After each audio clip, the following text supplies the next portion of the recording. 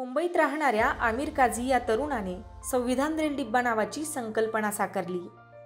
त्याच्या अभिनव उपक्रमाविषयी तो सांगतो की जात धर्म यांचे राजकारण देशाला नवीन नाही। अशा वातावरणात सुज्ञ नागरिकांची भिस्त असते ती संविधानावर, कारण संविधान हे धर्मनिरपेक्ष आहे। लोकांना लोकांशी जोडण्याचं काम संविधानानं केलंय। या देशातील लोक सुखी, समृद्ध आणि संपन्न व्हावीत असं वाटत असेल तर त्याला एकमेव पर्याय आहे तो संविधान। त्यामुळे संविधानाचा प्रचार करणं मला गरजेचं वाटतं, म्हणून माझ्या डोक्यात संविधान रेल डिब्बा ही संकल्पना आली। काही दिवसांपूर्वी लोकलच्या एका डब्याचं रूपांतर संविधान रेल्वे डिब्बा म्हणून करण्याचा प्रस्ताव त्यानं मध्य रेल्वे समोर मांडला। त्यासाठी आशयपूर्ण पोस्टर्स करून देण्याची व त्यासाठी लागणाऱ्या आर्थिक मदतीची तयारीही दाखवली आणि 26 नोव्हेंबर 2023 रोजी छत्रपती शिवाजी महाराज टर्मिनल्स येथून धावू लागला भारतातील पहिला संविधान रेल डिब्बा।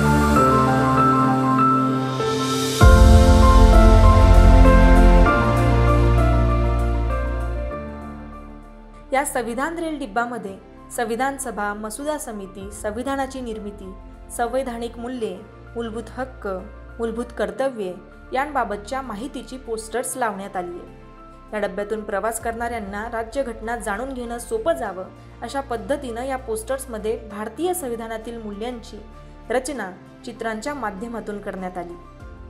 भारताचं संविधान प्रवाशांच्या कायम स्मरणात राहावं या उद्देशानं हा उपक्रम आमिर राबवतोय। आमिरनं 12वी पर्यंतचं शिक्षण आपल्या मूळ गावी म्हणजेच रत्नागिरी जिल्ह्यातील खेड तालुक्यातील मुमके येथून पूर्ण केलं। पुढे शिक्षणासाठी त्याने मुंबई गाठली।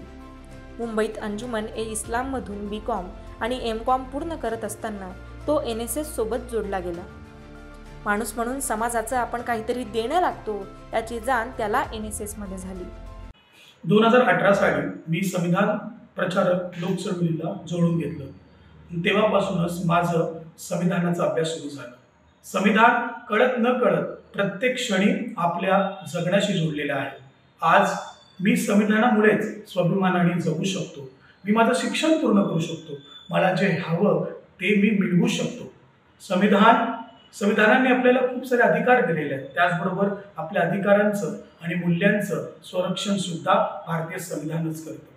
त्याचबरोबर जेव्हा मी मुंबईच्या लोकलमध्ये फिरायला लागलो, जेव्हा मी मुंबईचा, कारण मुंबईची लोकल ही एक मुंबईकरांसाठी म्हणतात ना एक लाईफलाईन आहे, मग तसंच भारतातलं संविधान भारतीय नागरिकांसाठी एक लाईफलाईन आहे। त्यासाठी मुंबईच्या लोकलमध्ये जेव्हा प्रवास करताना मी नेहमी पाहतो की तिथं वेगवेगळे धर्माचे लोक एकत्र बसतात, वेगवेगळे जातीचे लोक, मग लिंग असून दे, प्रत्येक जण एकच सीटवर एकमेकांच्या बाजूला बसतात। तर मला असं वाटतं, आणि त्याचबरोबर रेल्वेचा प्रवास खर्च सुद्धा किती कमी आहे। तर मला जेव्हा मी विचार करायला लागलो, जेव्हा संविधान चळवळीमध्ये जोडलं गेलो किंवा जेव्हा मी AICFचं काम करत असतो, मग संविधानाचं फेलोशिप म्हणजे असं डीप संविधानाची स्टडी करत राहिलो, तर मला असं वाटलं की ही प्रत्येक गोष्ट आहे की रेल्वेमध्ये प्रत्येक धार्मिक लोक एकत्र, प्रत्येक जातीचे लोक एकत्र येत आहेत आणि रेल्वेचा प्रवास एवढा कमी आहे, हा फक्त आणि फक्त संविधानामुळे आहे। मग तो धर्मनिरपेक्ष देशाच्या संकल्पनेतून असो किंवा समाजाच्या संकल्पने असो, तर मला असं वाटलं रेल्वेचा एक कंपार्टमेंट तरी, एक डब्बा तरी हा संविधान रेल डब्बा असावा। रेल्वेमध्ये असे वेगवेगळे ॲडव्हर्टायझिंग असतातच, तर संविधान हा लोकांपर्यंत का नाही पोचावा। आणि त्याचबरोबर मला असं वाटलं की ज्याप्रमाणे जेव्हा आझादी का अमृत महोत्सवच्या निमित्त हर घर तिरंगा ही मोहीम सरकारने राबवली, तर मला असं वाटते 26 नोव्हेंबर 2023 पासून संविधानाला 74 वर्ष कंप्लीट होऊन 75 वर्ष सुरू झालेलं आहे. तर माझी अशी एक इच्छा आहे की प्रत्येक रेल्वेमधले एक कंपार्टमेंट हा संविधान प्रिंट डब्बा असावा, प्रत्येक स्टेशन्समध्ये एक वॉल ऑफ संविधान असावी. का की ते मी माझ्या फेलोशिपच्या माध्यमातून पूर्ण टीमला मी एकत्र घेऊन ते मी काम केलेलं आहे आणि मला ते खूप चांगलं काम वाटलं की ते प्रत्येक नागरिकांपासून पण इझिली पोहोचू शकतो. आणि त्यासाठी एक प्रयत्न आहे की संविधानाला जेव्हा 75 वर्ष पुरं होतील तेव्हा रेल्वेने स्वतः तो पुढाकार घ्यावा, शासनाने स्वतः तो पुढाकार घ्यावा आणि प्रत्येक मुंबईच नाही तर प्रत्येक भारतभरावर प्रत्येक स्टेशनवर एक वॉल ऑफ संविधान असावी आणि जेवढ्या लोकल आणि जेवढ्या ट्रेन्स आहेत त्या प्रत्येक ट्रेनचा एक कंपार्टमेंट हा संविधान प्रिंट डब्बा असावा. याबरोबरच आमिर विविध सामाजिक उपक्रमही राबवतो. महाविद्यालयीन विद्यार्थ्यांसाठी संविधान परिसंवाद कार्यक्रमाचे आयोजन करून त्यांना संविधानिक मूल्यांची तो माहिती देतो.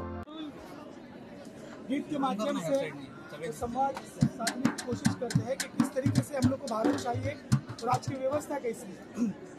इसके गीत है हम जुल्मतों से देश को आजाद कराएंगे, हम जुल्मतों से देश को आजाद कराएंगे,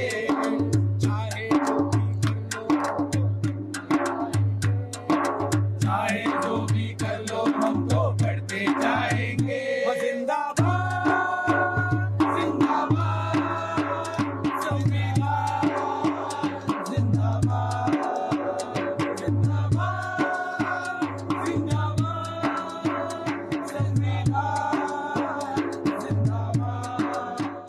गणेश उत्सवामध्ये उत्सव तिथे संविधान या उपक्रमाच्या माध्यमातून तो गणेश मंडळांना संविधानिक मूल्य समजावून सांगतो.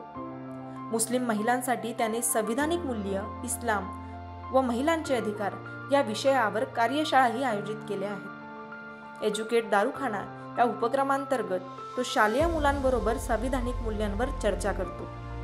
विद्यार्थ्यांमध्ये हिंदू मुस्लिम एकतेचा प्रचार करण्यावर त्याचा विशेष भर असतो. या उपक्रमांसाठी आमिरला अनेक संस्थांकडून गौरविण्यातही आले.